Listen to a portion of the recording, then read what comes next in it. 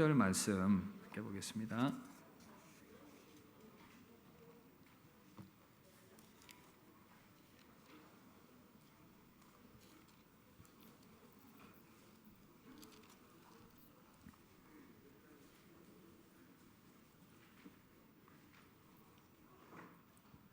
누가복음 19장 1절에서 10절 우리 성도님들이 그렇게 교독을 해주시면 되겠습니다.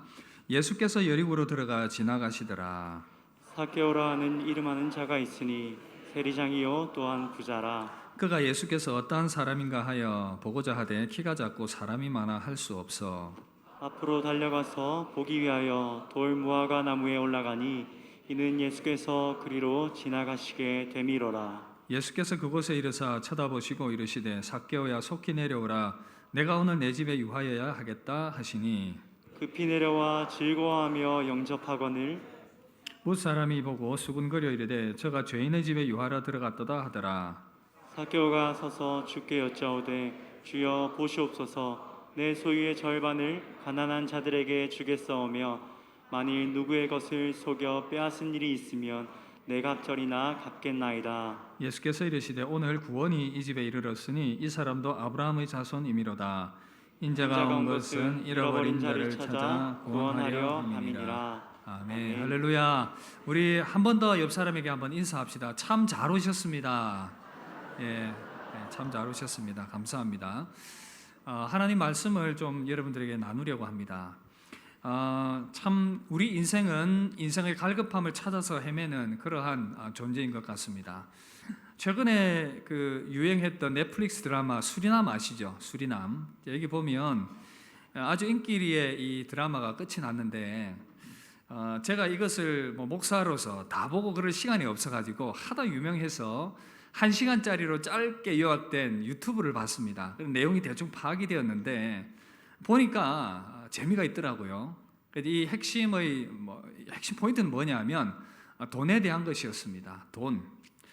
돈을 쫓는 두 사람, 주인공 이름이 강인구라는 사람과 전요한 나오더라고요. 이 강인구라는 사람은 어려서부터 굉장히 힘든 집안에서 살았습니다. 경제적으로 어려운 집안에서 성장을 했고 아버지가 돈을 벌기 위해서 과로사를 하게 됩니다. 그래서 그 아픔을 가지고 가장으로서 또 주어진 삶을 그렇게 열심히 살아가는 것입니다. 그렇게 아둥바둥 살아도 제대로 돈이 벌려지지도 않고 조금 기반을 이제 다졌는데 그걸로 이제 만족하지 못하는 겁니다. 친구를 만났는데 수리남이라는 곳에서 홍어를 거기는 우리나라가 귀하게 여기는 것을 막 버린다고 하는 것입니다. 거기 가서 홍어 장사를 하면 되겠다. 그 마음을 가지고는 수리남으로 가게 됩니다. 여러분 그런데 이제 거기 가서 전요한이라는 사람을 만나게 됩니다. 이 사람은 가짜 목사입니다. 가짜 목사. 기독교에 대한 약간 좀 부정적인 면들이 있던데요. 어찌됐든 이제 한국에서도 죄를 짓고 이제 마약상을 했던 사람인데 수리남에 가서 신분 세탁을 하고는 이제 마약상을 하는 것입니다. 그 이제 돈이라면 돈을 위해서라면 사람도 죽이기도 하고 온갖 그런 악행들을 하는 것이죠. 이 강인구가 전요한이라는 사람을 이제 만나게 됩니다. 이제 만나서 이런저런 이제 친분이 생겼고 결국 이제 이 전요한이 강인구가 취급하는 홍어에다가 마약을 넣어서 잡히게 되는 그런 일들이 일어나게 되는 것입니다. 그래서 이런 과정들을 지나면서 국정원 요원이 이 전요한을 잡게 되는 것이죠. 결국 이제 이 범죄 행각을 벌이던 전요한이 잡히게 되는데 제가 말씀드리고자 하는 이 포인트는 바로 마지막 부분에 있습니다. 이 국정원 요원이 전요한을 잡아서 감옥에 가두었는데 면회를 간 것입니다. 그런데 이상한 이야기를 하는 것입니다. 내가 강인구에게 주었던 야구공을 돌려달라. 아니 그 마약상에게 그 야구공이 어떤 의미가 있길래 그걸 달라고 하는지. 그러면서 이 박찬호의 사인볼이 크게 확대가 되면서 그 드라마가 끝이 납니다. 다음 편이 나온다 그러는데 저는 볼 시간이 없을 것 같고 혹시 보신 분은 저에게 얘기를 좀 해주십시오. 짧은 영화의 한 장면을 마지막 부분 함께 보시겠습니다.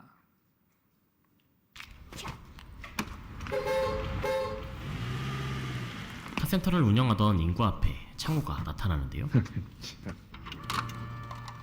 어제 전요한 만나고 왔어요? 근데 강인구 씨한테 말 좀 전해달라고 하더라고요. 자기가 꼭 돌려받을 게 있다고. 무슨 야구 사인볼이라던데? 형주야! 그렇게 모든 게 가짜인 요한의 단 하나의 진짜를 보여주며 수리남은 끝이 납니다. 저 야구공이 도대체 어떤 의미를 가지고 있겠습니까? 야구공. 이제 해석이 분분하던데 결국은 이제 포인트는 이거였습니다. 사실 돈보다 더 중요하게 여기는 무언가가 전 요한에게 있었다는 것입니다. 돈을 많이 벌고 마약상을 통해서 많이 그렇게 원하는 것들을 가졌지만 진짜 중요한 것은 돈이 아니었다. 그것을 저 마지막 장면을 통해서 이 드라마를 통해서 보여주기를 원했던 부분이었던 것입니다. 그래서 인생은 돈보다 더 귀한 무언가를 추구하며 살아가려는 갈망들이 있다라는 것. 근데 오늘 성경에 보면 우리가 읽었던 이 삭개오, 성경 말씀의 삭개오도 비슷한 인물입니다. 이 사람은 이제 그 로마 제국 당시에 이제 이스라엘의 한 시민이었는데 세리장이었어요. 세리장. 이제 일본 앞잡이처럼 로마의 앞잡이로서 세금을 걷어서 로마에 상납하는. 그러니까 이 세리장은 너무나도 사람들에게 평판이 안 좋았습니다. 그래서 죄인 취급하는 이제 그런 사람이었는데 이렇게 이 사람도 돈을 벌어서 돈에 집착하면서 그 인생을 살아갔던 것입니다. 돈에 집착한 이유가 무엇이었냐 하면 그의 열등감을 가리기 위한 것이었고 이 돈을 통해서 세상 성공해보려는 그러한 열망들, 외로움을 달래보려는 그러한 마음이 가득했습니다. 그런데 막상 원했던 이 돈을 많이 벌어봤는데 더 이상 행복하지도 않고 공허함이 채워지지도 않는 것입니다. 돈으로 채울 수 없는 마음의 빈 공간이 그의 가운데는 뻥하니 그렇게 자리 잡고 있었던 것입니다. 여러분, 사마리아 여인이라는 사람이 성경에는 또 등장합니다. 또 다른 인물인데요. 이 여인은 사마리아라는 지역에 살고 있는 한 여인입니다. 어느 날 목이 말라서 우물가에 우물을 길러 갔습니다. 그런데 이 사람의 운명이 참 기구합니다. 남편이 5이나 있었는데 지금 있는 남편은 자기의 본 남편이 아닙니다. 남자의 사랑으로 결혼이라는 것으로 인생의 행복을 찾아보려고 했는데 철저히 망가지고 무너진 그러한 여인이었습니다. 그가 바랬던 것은 다른 것은 아니었는데 그저 사랑을 갈구했는데 그러나 그 모든 것들을 실패하고 인생의 목마름을 가지고 우물가에 가서 지금 물을 길러 나와 있는 그러한 모양인 것입니다. 여러분, 성경에 보면 또 한 사람이 등장하는데 베드로라는 사람입니다. 베드로. 여러분 아마 들어보셨을 텐데 이 사람은 직업이 어부입니다. 정말 인생을 열심히 살았던 사람입니다. 밤낮 갈릴리 바다에 가서 물고기를 잡았는데 그렇게 수고하고 애쓴 만큼 소득이 없는 인생으로 계속 살아가는 것입니다. 너무나도 피곤합니다. 어느 날 물고기를 잡으러 갔는데 밤새 그물을 던졌는데 단 한 마리도 잡지 못했습니다. 너무도 허탈한 마음으로 빈 그물을 씻고 있었습니다. 그 마음에 공허감이 찾아왔습니다. 내가 이렇게 노력하고 애썼는데 내 인생은 이렇게 빈배일 수밖에 없는가? 여러분, 저는 여러분들에게 이 수리남이라는 영화와 또 이 삭개오, 사마리아 여인, 베드로라는 인물들을 쭉 소개를 해드렸습니다. 이 사람들의 공통점이 무엇인지 발견이 되십니까? 나름대로 뭔가 열심히 살아보려고 했는데 정작 그들이 원하는 것들은 얻지 못해서 얻었다라고 생각했지만 그 얻은 것이 진짜 자신의 공허함을 채워줄 수 있는 그것이 아니어서 정말 인생이 이것이 전부인가라는 허무함을 느끼고 있는 그러한 상태의 사람들이다라는 것이죠. 이 시대를 살아가는 우리에게도 예외는 아닐 것입니다. 그렇다면 그 이유가 무엇이겠습니까? 왜 인생은 이토록 공허감을 느끼며 살아가게 되는 것이겠습니까? 그래서 사람들은 그것을 채우기 위해서 우상을 쫓아 살아갑니다. 우상. 자기가 만든 무언가입니다. 그 우상을 쫓아서 그것으로 비어있는 그 마음을 채워보려는 자기들만의 노력을 힘써하고 있는 것입니다. 그런데 그렇게 노력하는데도 채워지지 않는 그 빈 공간. 그래서 수학자요 물리학자였고 신학자인 파스칼이 이런 이야기를 했습니다. 여러분들이 이 말에 공감을 하실지 모르겠지만 모든 사람의 마음에는 하나님이 만드신 하나의 공간, 즉 공백이 있다. 어떠한 피조물로도 채울 수 없는 빈 공간이 있다. 이렇게 얘기를 했습니다. 여러분, 인간이 이 빈 공간이 왜 생겼겠습니까? 성경은 여기에 대해서 그렇게 이야기를 합니다. 바로 창조주 하나님을 떠났기 때문이다. 여러분, 성경은 분명히 이 세상을 창조하신 창조주가 계시다 그렇게 말씀합니다. 이 세상이 어떻게 생겨났고 인간의 근원은 도대체 무엇인가? 사실 여기에 대해서 계속해서 지금도 인생들은 질문을 던지고 있습니다. 이 질문에 대해서 답을 찾을 수 없으니 이제 진화론에서 생각한 그것들을 이제 채택을 하는데, 여러분, 원숭이가 진화를 해서 인간이 되었다.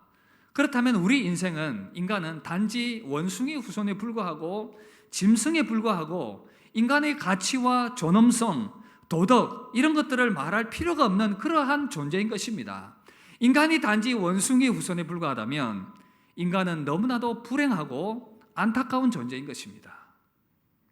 하지만 성경은 우리 인간이 그런 존재가 아니라 하나님의 형상대로 지음받은 너무나도 고귀한 존재다라고 말씀하고 있습니다. 육체는 흙으로 지음받았기 때문에 짐승과 다를 바가 없습니다. 그러나 하나님의 형상인 영혼을 인간 내면에 창조해 주셨기 때문에, 그래서 사람이 죽으면 이 육체는 흙으로 돌아가지만 영혼은 주신 바 하나님께로 돌아가게 되는 것입니다. 그래서 영적인 존재인 인간은 계속해서 무언가 있는 것이 아닌가라고 생각을 하며 하나님을 더듬어 찾고 있습니다. 뭔가 갈급함이 있다는 것입니다.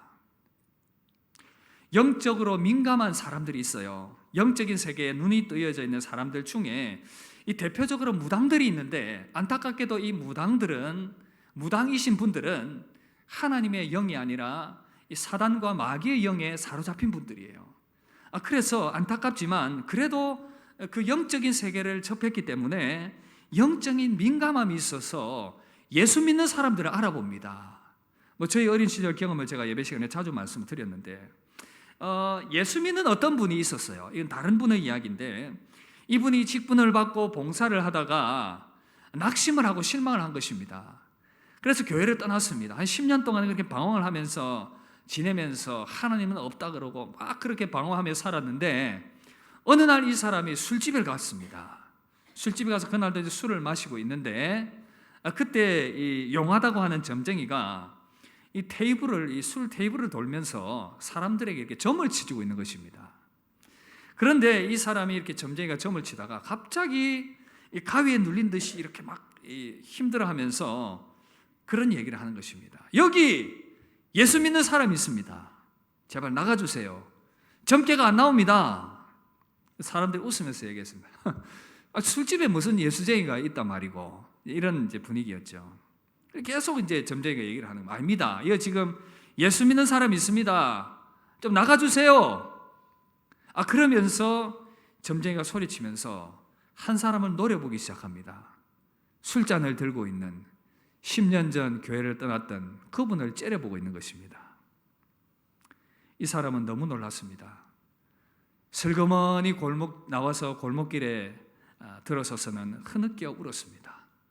하나님, 저는 하나님을 떠났다고 생각했는데 하나님은 저를 떠나지 않으셨군요.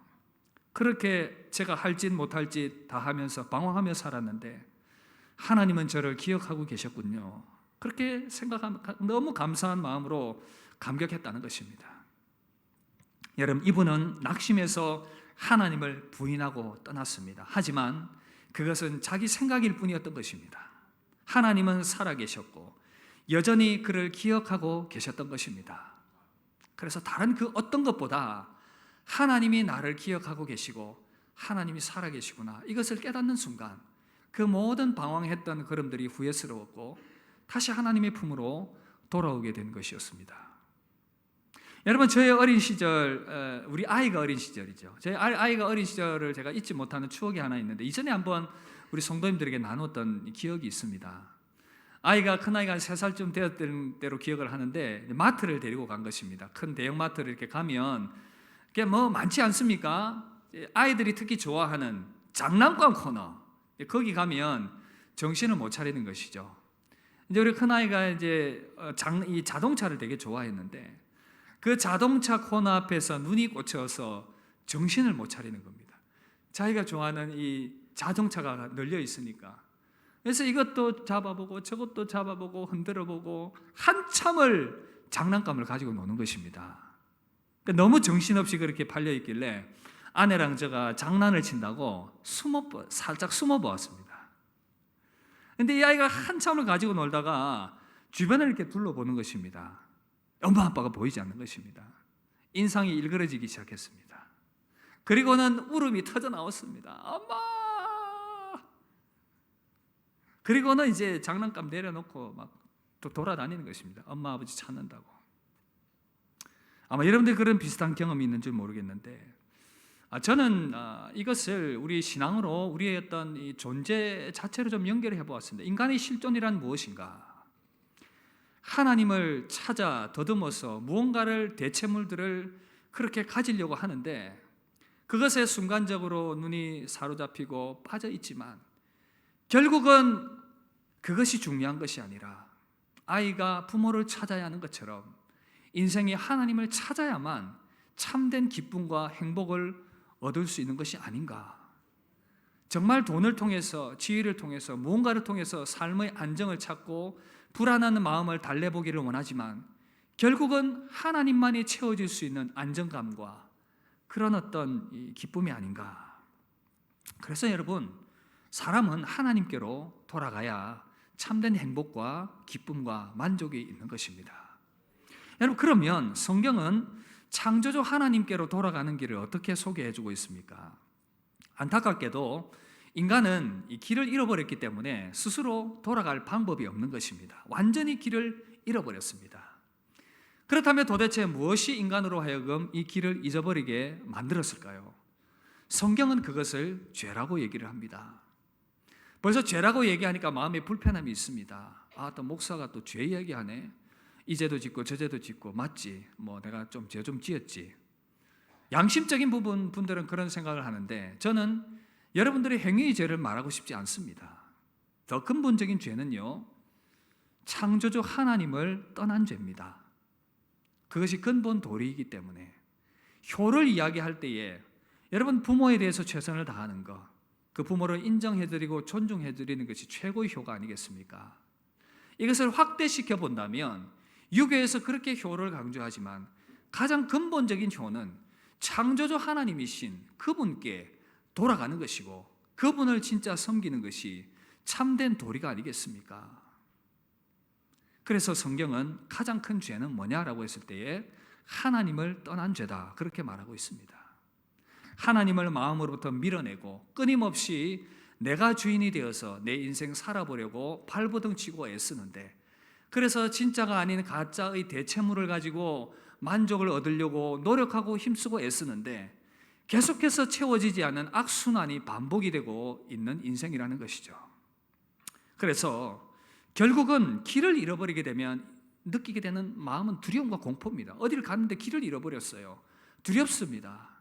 인생의 길을 잃어버렸기 때문에 참된 안식과 평안을 얻지 못하게 되는 것입니다. 그렇다면 이 죄 문제를 해결받고 다시금 하나님께로 돌아갈 수 있는 길이 무엇이냐라고 얘기했을 때에 성경은 하나님의 아들 예수 그리스도를 통해서 가능하다 그렇게 말씀하고 있습니다. 여러분 요한복음 14장 6절 이 말씀은 함께 좀 읽으면 좋겠는데 함께 한번 읽어볼까요? 시작. 예수께서 이르시되 내가 곧 길이요 진리요 생명이니 나로 말미암지 않고는 아버지께로 올 자가 없느니라. 여러분 등반을 아무리 잘하는 등반 전문가라 하더라도 이 안내를 받지 않으면 어렵습니다. 히말라야 등반을 많이 도전들을 하는데 처음에 아무리 전문가라 하더라도 가게 되면 이 세르파의 도움을 받는다고 합니다. 히말라야 지형을 잘 알고 있는 가이드의 도움을 받아야 하는 것입니다. 여러분 우리가 인생을 나름대로 잘 안다라고 살아왔지만 스스로는 제대로 된 길을 가지 못하는 그래서 하나님께로 돌아가는 그 길도 절대 스스로 찾을 수가 없습니다. 그 죄의 문제를 극복해낼 수 없고 예수님 외에는 그 죄를 극복하고 그 어떤 하나님을 떠난 그 마음을 이겨내고 다시금 돌아갈 방법이 없기 때문에 그래서 예수님께서 그 길을 알려주신다라고 말씀하고 있습니다. 교회당에 보면 십자가가 보입니다. 십자가에 항상 꽂혀 있죠. 그렇다면 도대체 이 십자가가 무엇인가? 사실은 그 로마 시대에 사람을 죽이는 사형틀이었습니다. 사형틀. 흉악한 죄를 지은 사람을 처형하는 사형틀이 십자가였습니다. 그런데 교회는 도대체 왜 저 십자가를 상징물로 사용하고 있는 것일까? 이유가 있습니다. 바로 하나님의 아들 예수께서 인간의 몸을 입고 이 땅에 오셔서 인간 스스로 해결할 수 없는 그 죄 문제를 해결해 주시기 위해서, 사실은 그래서 하나님을 떠난 그 모든 죄에 대한 벌을 인간이 다 받아야 하지만 하나님의 아들 예수 그리스도께서 인간을 대신해서 그 십자가에서 못 박혀 돌아가심으로 말미암아 그 모든 인간의 죄를 다 담당하신 것입니다. 그래서 기독교는 저 십자가를 바라볼 때에 나의 죄를 대신해서 못 박히신 예수 그리스도를 생각하는 것입니다. 여러분들 중에 혹시 그런 분들이 없겠지만 100억을 빚진 사람이 있다라고 칩시다. 일반인들에게 100억은 갚지 못할 돈입니다. 기업하시는 분들은 다를 수가 있겠지만, 여러분 100억을 빚을 졌는데 갚을 능력이 없는 거예요. 근데 누군가가 감사하게도 100억을 대신 내주면서 이걸로 빚 갚으라고 얘기한다면 여러분은 평생을 감사하면서 그렇게 그분께 감사하면서 살지 않겠습니까? 여러분, 이 죄의 빚이라고 하는 것은 인간 스스로는 절대 해결할 수 없는 그런 넘사벽이었습니다. 절대 넘을 수 없는, 그래서 이것을 스스로 해결할 수 없다는 것을 아시고는 창조주 하나님께서 죄에 빠진 인간을 위해서 하나님의 아들을 이 땅에 친히 보내주신 것입니다. 스스로 해결할 수 없는 그 죄값을 감당할 수 있도록 하나님의 아들이 대신 질 수 있도록, 그래서 하나님의 아들 예수 그리스도께서 이 땅에 오셔서 모든 인간의 죄를 다 짊어지시고 십자가에 못 박혀 돌아가신 것입니다. 그리고는 하나님의 아들이심을 증명하기 위해서 3일 만에 부활하심으로 놀라운 기적을 우리에게 나타내 보여주셨습니다. 그래서 성경은 이렇게 당신의 아들을 보내주신 그 사랑에 대해서 요한복음 3장 16절에서는 이렇게 말하고 있습니다. 말씀하고 있습니다. 함께 읽어보겠습니다. 하나님이 세상을 이처럼 사랑하사 독생자를 주셨으니 이는 그를 믿는 자마다 멸망하지 않고 영생을 얻게 하려 하심이라. 하나님에 대해서 삿대질하고 손가락질하며 당신은 도대체 내 인생에 대해서 막 그렇게 말하는 분들도 계실 수가 있지만, 그러나 하나님의 그 본성은 사랑이십니다. 사랑의 하나님이십니다. 그분의 아들을 내어주시기까지 우리를 사랑하신 사랑의 하나님이시다, 그렇게 말씀하고 있는 것입니다. 여러분, 그래서 이 예수님을 만난 사람들은 어떻게 변화가 되었습니까? 성경에 나타나고 있는 한 인물들을 이렇게 하나씩 살펴보면, 먼저 여러분 삭개오, 제가 소개했던 이 삭개오, 세리장이었던 로마의 앞잡이였던 이 삭개오, 정말 외롭고 힘들고 공허한 마음으로 인생을 살아가고 있었는데 어느 날 예수께서 그 마을을 지나가신다라는 소식을 듣게 됩니다. 사람들이 많기 때문에 나가보았는데 예수님을 볼 수가 없는 거예요. 키가 작았고 열등감에 빠져있던 그는 나무 위로 올라갔습니다. 그리고 예수님을 쳐다보고 있었습니다. 그 많은 사람들이 있는데 예수님께서 지나가시며 나무 위에 있는 삭개오를 쳐다보십니다. 그리고는 삭개오 이름을 부르십니다. 삭개오야, 이리 내려오너라. 삭개오는 깜짝 놀랐습니다. 예수님을 한 번도 만난 적도 없고 본 적도 없는데 자기의 이름을 부르시는 것입니다. 당황한 삭개오는 너무나도 놀라서 나무 밑으로 내려갔습니다. 예수님 말씀합니다. 삭개오야, 오늘 내가 네 집에 머물러야 되겠다.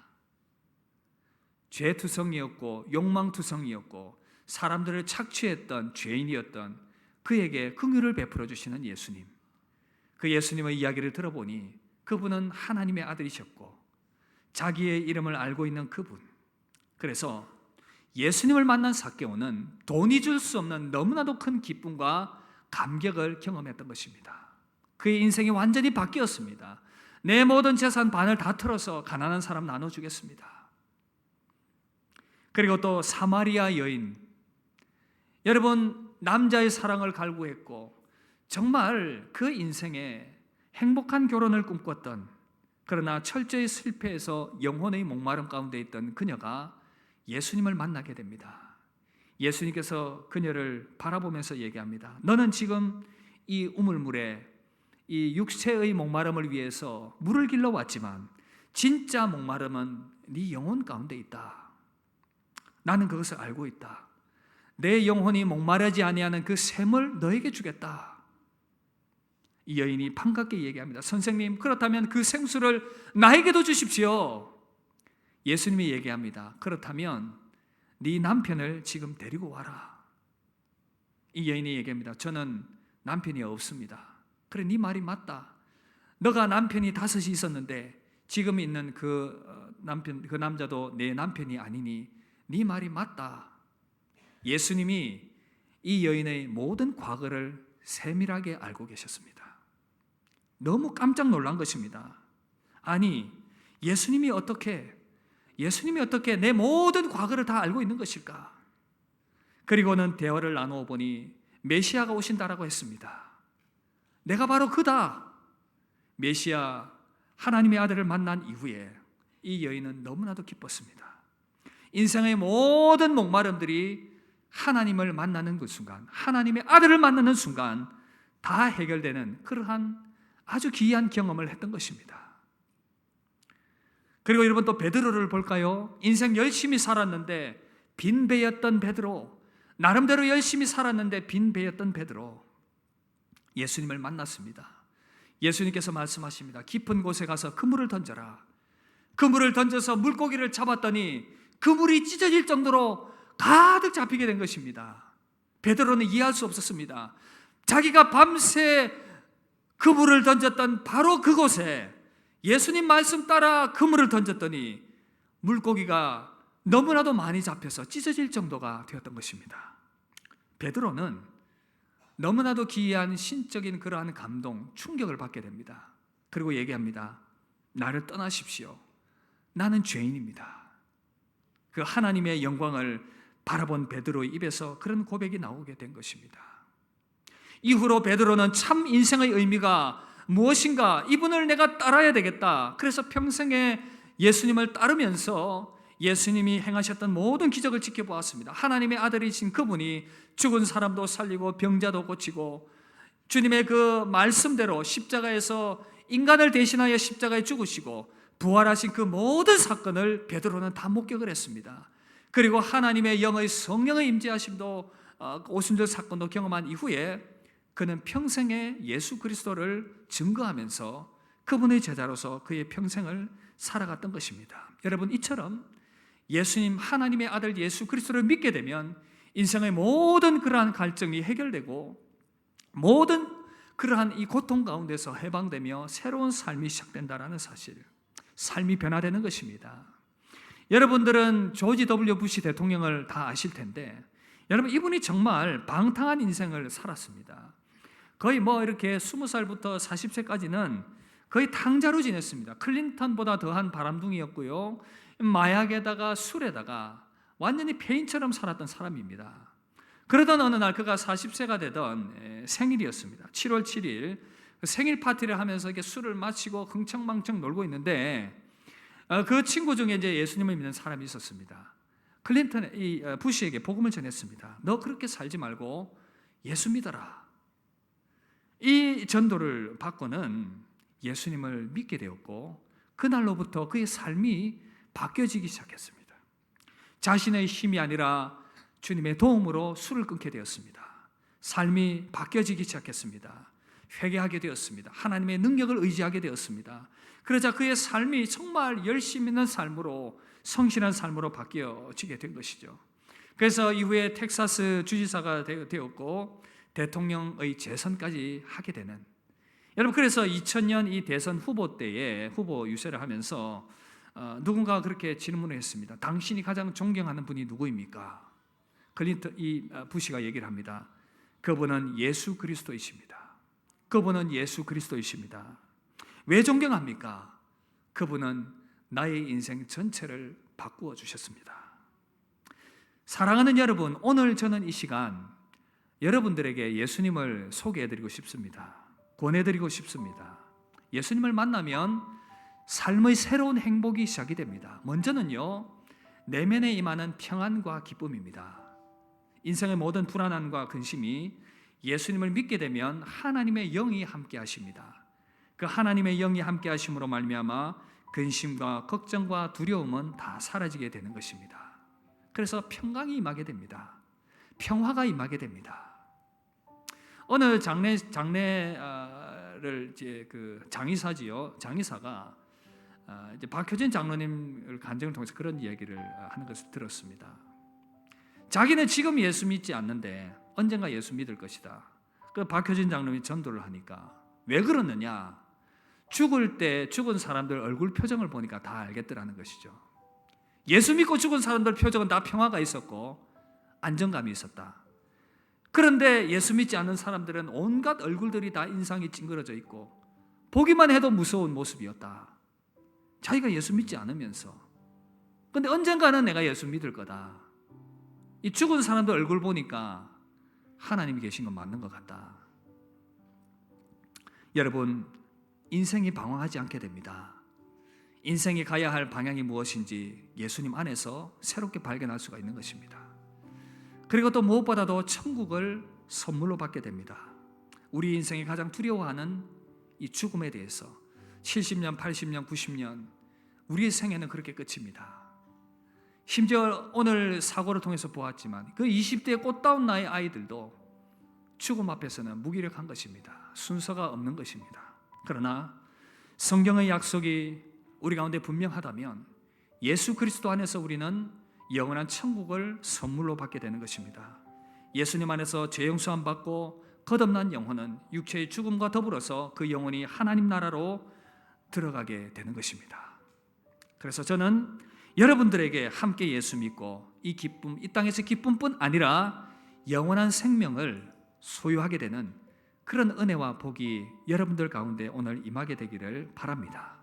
그래서 오늘 저는 여러분들에게 전혀 부담을 드리고 싶지는 않습니다. 단지 마음에 내가 조금 마음에 그런 감동이 있다라고 생각이 되시는 분들은 그저 저희 기도를 따라 하시면 됩니다. 하기 싫으면 안 하셔도 상관없습니다. 제가 앞서 기도할 테니 여러분들은 따라해 주시면 감사하겠습니다. 주 예수님, 예수님을 믿고 싶습니다. 예수님께서 십자가에서 죽으셔서 나의 죄값을 치루어 주시니 감사합니다. 나의 죄를 용서해 주심을 믿습니다. 지금 내 마음 문을 열고 예수님을 나의 구주, 나의 하나님으로 모십니다. 내 안에 찾아오셔서 나를 다스리시고 영원토록 나와 함께해 주시옵소서. 예수님 이름으로 기도합니다. 아멘. 할렐루야. 네, 여러분들에게 지금 이 카드를 하나 나눠 드렸을 것입니다. 거기에 그냥 방문록 혹은 결심 카드가 될 수 있는데 체크를 한번 해주시고 자리에 그냥 두시면 되겠습니다. 부담 갖지 마시고 그냥 그렇게 체크를 안 하셔도 상관없습니다. 이름과 연락처를 그렇게 지금 시간이 많이 걸리지 않으니까 한 10초 만에 한번 이렇게 이름을 좀 적어주시고 그렇게 자리에 두셔도 되고 여러분들 인도하신 분에게 전달을 해드려도 되겠습니다.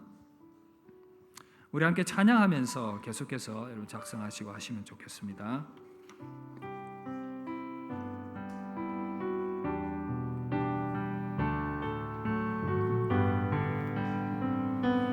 나 주를 멀리 떠났다 이제 옵니다. 나 죄의 길에 시달려 주여 옵니다. 그 귀한 세월 보내고 그 귀한 세월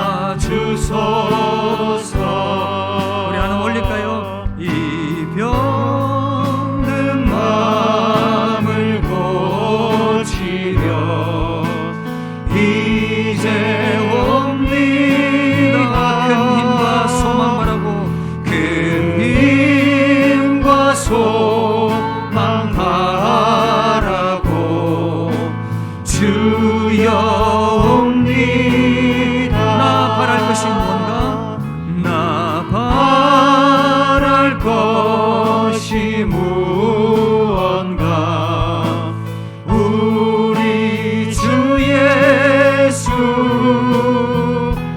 날 위해 죽임 당하시 믿고 옵니다. 나 이제 왔으니 내 집을 찾아 주여 나를 받으사 맞아 주소서. 나 이제 왔으니 나 이제 왔으니 내 집을 찾아 주여 나를 받으사 맞아 주소서. 제가 여러분들을 위해서 한번 기도하겠습니다. 하나님 아버지, 참 감사합니다. 우리를 이렇게 우연한 기회에 교회로 불러주시고 또 복음의 메시지를 듣게 하여 주시니 감사합니다. 우리는 아직 알지 못하고 또 나의 마음이 준비되지 않은 부분도 있습니다. 그러나 주님, 무언가는 제대로 아직 알지 못하지만 주님께서 우리 사랑하는 태신자들의 마음문을 열어주셔서 교회와 주님에 대한 그런 긍정적인 마음을 가지고 함께 믿음 생활할 수 있는 귀한 은혜를 주시옵소서. 하나님이 우리를 향하신 생각은 행복과 평안과 기쁨일진데 우리가 하나님을 떠나서 그 기쁨과 행복과 평안을 얻으려고 하기보다는 우리 근본이신 하나님께로 돌아가서 하나님 안에서 평강과 기쁨을 누리는 삶이 얼마나 가치 있고 귀한 것인지를 깨달아 알게 해 주시옵소서. 오늘 하나님께서 하나님의 영으로 사랑하는 우리 모든 태신자들의 마음을 붙들어 주시고 기쁨과 평강으로 찾아가 주시기를 원합니다. 또 우리 모든 성도님들에게도 복음이 주는 기쁨과 감격으로 가득 채워주셔서 평생에 주님과 동행하며 기쁨으로 살아가기로 결단하는 사랑하는 우리 모든 성도님들 다 되게 해 주시옵소서. 우리 가운데 귀한 복음과 하나님의 사랑을 보여주신 그 놀라우신 은혜와 사랑을 감사드립니다. 하나님 영광 받아 주시옵소서. 감사드리며 우리 주 예수님 이름으로 기도드립니다. 아멘. 할렐루야.